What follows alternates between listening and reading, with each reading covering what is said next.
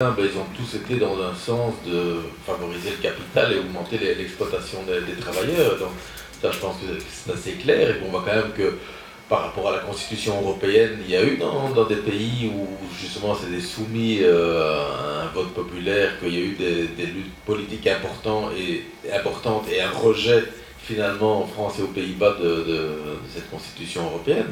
Donc par rapport justement à ce qui vient maintenant, qui est le TSCG, qui a été voté par les 4 partis traditionnels, donc le pacte budgétaire qu'on retient toujours. Voilà, tous saignés comme des Grecs, hein, c'est un truc mémotechnique pour retenir, mais qui est tellement vrai. Ben, d'abord, précisons quand même que ce TSCG, que les 4 partis traditionnels ont voté en Belgique, ça nous prépare une austérité. Ce qu'on a vécu dans les 3 années qui viennent de s'écouler, ben, on va le doubler, quoi. On va l'avoir en double, puisque le TSCG, rien que pour la partie qui concerne la réduction de la dette publique, qui est la dette publique en Belgique, elle est à 100% du PIB, donc de la richesse produite en un an en Belgique, par les travailleurs, je précise toujours.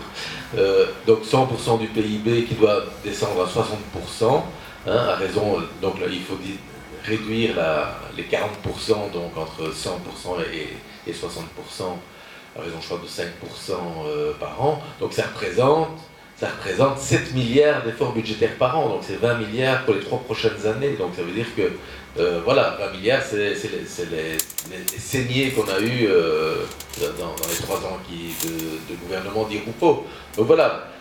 Souvent les socialistes nous parlent pour dire s'ils ne sont pas au gouvernement, ça va être terrible, on va revivre les années Martens-Gaulle, hein, c'est fou, aux élections on parle toujours de Martens-Gaulle. Mais voilà, moi souvent je dis, ben oui, Martens-Gaulle, effectivement, les années Martens-Gaulle c'était les centres de coordination dont je vous ai parlé tout à l'heure, et après c'était les intérêts notionnels, et qui ne valent pas mieux que du contraire que les centres de coordination.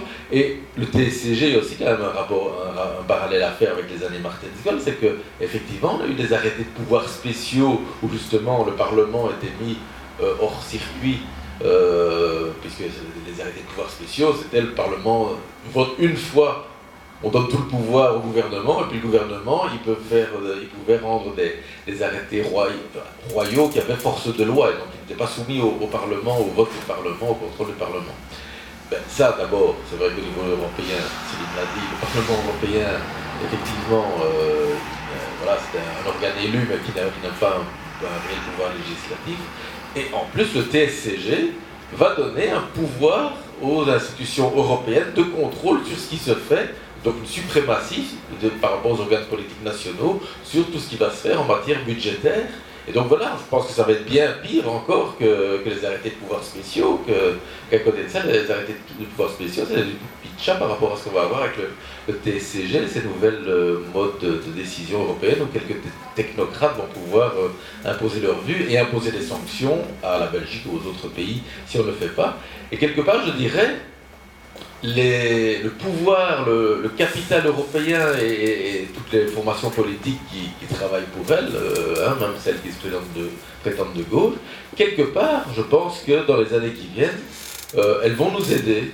Elles vont nous aider à unir les luttes, parce que je pense qu'effectivement, à partir du moment où de plus en plus on voit que les attaques, elles se font, c'est vrai qu'elles se font toujours encore par le biais des gouvernements nationaux, mais on voit quand même de plus en plus que c'est l'Europe qui dirige ça, et que, par exemple, dans le TSCG, il y aura un pouvoir direct de l'Europe pour imposer des mesures et des sanctions.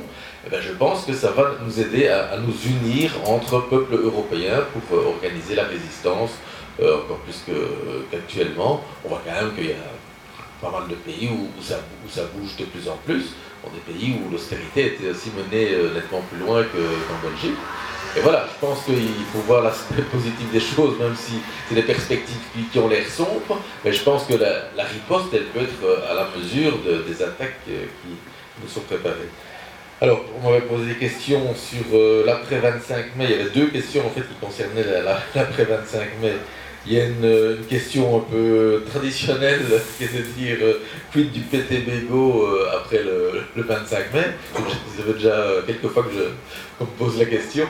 Et ben, à chaque fois, je réponds la même chose, c'est qu'ici, on est dans le cadre de la campagne électorale, donc c'est clair que on est fort pris par cette campagne, enfin moi en tout cas je suis fort pris, je pense qu'on est tous fort pris, et c'est clair qu'on ne va pas commencer une discussion pendant la campagne, d'autant que pour tirer un bilan et voir des perspectives, il faut attendre voilà, l'échéance des élections et voir les résultats de ces élections.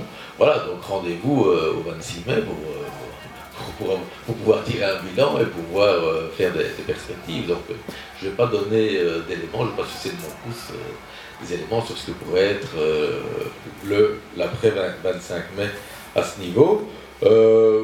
Sur l'autre question qui concerne l'après-25 mai, que faire avec les élus? Là, par contre, je pense que c'est clair qu'on considère que cette campagne électorale, c'est un combat important, mais que la vraie bataille, elle va commencer après les élections. Surtout si, enfin, non, qu'on ait des élus ou qu'on n'en ait pas, ça va commencer après les 25 mai. C'est vrai que si on a des élus, j'espère qu'on en aura, les sondages sont bons, mais bon, ce ne sont que des sondages, j'ai toujours... il ne faut pas vendre la peau du panda avant d'avoir acheté aux Chinois.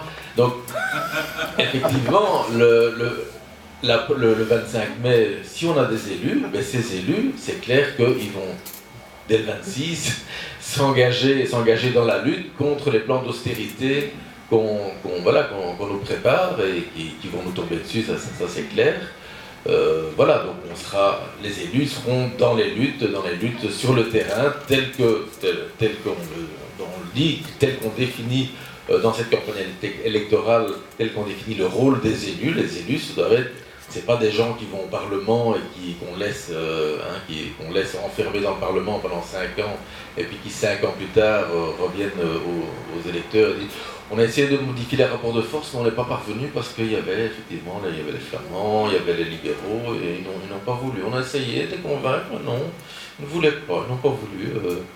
Et donc voilà, je n'ai pas fait mon tour de magie aujourd'hui, hein, Freddy, mais voilà, les socialistes, à chaque élection, ils vont avec leur impôt sur la fortune, et puis ils nous reviennent avec des intérêts notionnels. Donc voilà, ça c'est le tour de magie des socialistes. Alors, voilà, donc ce qui est clair, c'est que ces élus, on l'a dit, ils ne vont pas s'enfermer en chambre, ils vont être le relais des luttes sur le terrain. C'est comme ça qu'on définit le rôle des parlementaires pour la gauche de gauche. Et voilà, cette lutte, elle sera là après le 25 mai, donc on va la mener si on a des élus.